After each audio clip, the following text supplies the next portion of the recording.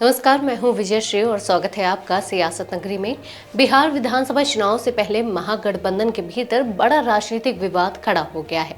राहुल गांधी और तेजस्वी यादव ने हाल ही में महागठबंधन के नेताओं के साथ मिलकर अति पिछड़ा न्याय संकल्प लॉन्च किया था।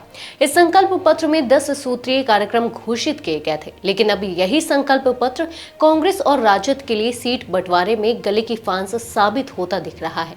सूत्रों के मुताबिक महागठबंधन के घटक दल मुकेश सहनी, पशुपति पारस और वाम दल कांग्रेस और राजद को साफ संदेश देने की तैयारी में है। इन दलों का कहना है कि नीतीश कुमार ने पिछले वर्षों में अति पिछड़ा वर्ग यानी कि ईबीसी को अपना मजबूत वोट बैंक बना लिया है। ऐसे में अगर महागठबंधन को इस 36% वोट बैंक में सेंधमारी करनी है तो सीट बंटवारे और उम्मीदवारों की हिस्सेदारी भी उसी अनुपात में तय करनी होगी। यानी महागठबंधन का विवाद अब केवल सीटों तक सीमित नहीं है, बल्कि उम्मीदवारी पर भी अटक गया है।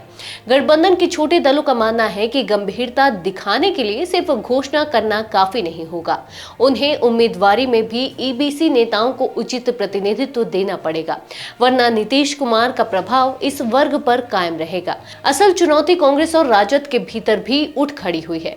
दोनों पार्टियों के कार्यकर्ताओं का कहना है कि नीतीश ने ईबीसी वर्ग को अपने पाले में लाने के लिए वर्षों से काम किया है। अब केवल घोषणाओं से यह वोट बैंक महागठबंधन की ओर नहीं आएगा। इसी बीच संकल्प पत्र की 10 बड़ी बातें भी चर्चा में है। इसमें आरक्षण की सीमा 50% से बढ़ाकर 9वीं अनुसूची में शामिल करने का वादा किया गया है।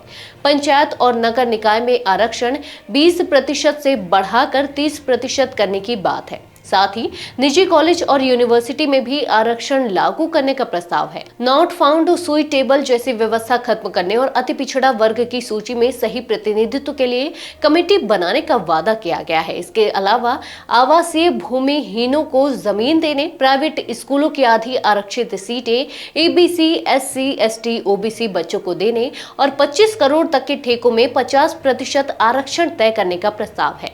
साथ ही अत्याचार रोकने का नया कानून और आरक्षण पर नजर रखने वाला प्राधिकरण बनाने की घोषणा की गई है। कुल मिलाकर चुनावी समर से पहले कांग्रेस और राजद का ईबीसी कार्ड उल्टा पड़ता नजर आ रहा है। महागठबंधन में सीट बंटवारे से पहले ही यह कार्ड नेताओं के लिए सिरदर्द बन गया है। आज के लिए बस इतना ही। अगर आपके इलाके में कोई राजनीतिक लापरवाही, भ्रष्टाचार या जनहित से जुड़ी समस्या है तो आप चुप मत रहिए, अपनी शिकायत हमें भेजिए। सियासत नगरी आपकी आवाज को मंच देगा और जवाबदेही तय करेगा, क्योंकि अब हर सवाल होगा सीधा सत्ता